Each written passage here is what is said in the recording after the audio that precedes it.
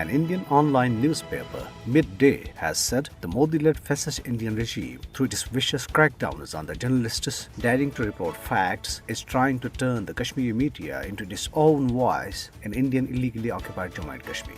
The newspaper, in a report titled Hunt for Kashmiri Journalists, said that Kashmiri reporters do not take bylines for exclusive stories for fear of their life, indicating that they are living in a land where the rule of the ruler operates and not rule of law. The newspaper said that Fahad Shah, editor-in-chief of the Kashmir Wala, had published a family's claim that their son, martyred by Indian troops, was not a mujahid. This claim contradicted the police's version, and Fahad Shah was tossed into prison under the draconian law Unlawful Activities Prevention Act.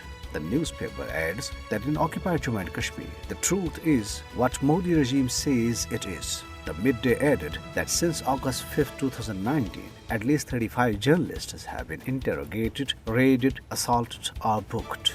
Meanwhile, Indian police today prevented journalists from parking their vehicles at the press enclave in Srinagar. The journalists reacted strongly to the action and said that this was the first time that their vehicles were removed. All Parties Hurriyat Conference IIOJK chapter convener Mohammad Farooq Rahmani, in a statement issued in Srinagar today, strongly condemned the arrest of Amalgam's vice chairman Ghulam Ahmad Kulzar and warned that all such revengeful tactics by India would further aggravate the already tense situation in occupied Kashmir.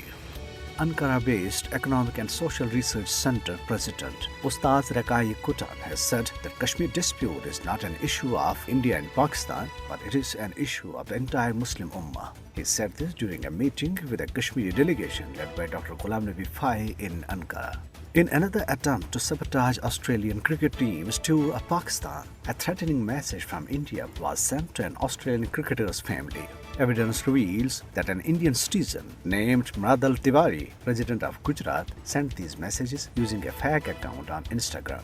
In the messages, a warning was sent to the cricketer's family stating that he won't come back alive if he will continue with his visit to Pakistan. An article appeared in the Indian newspaper The Hindu, writing that India preferred interests over principles in its stand on Russia-Ukraine conflict. The newspaper maintained that New Delhi opted for expressing displeasure over the Russian action and balancing it by abstaining an anti-Moscow vote in the UN Security Council, which has diminished India's ability to be a swing state, major power or a leading power. Meanwhile, 2 women were shot dead by Indian forces in the Bijapur district of the troubled Indian state of Chhattisgarh today. The IG police of the state claimed that the women belonged to a pro-separatist group.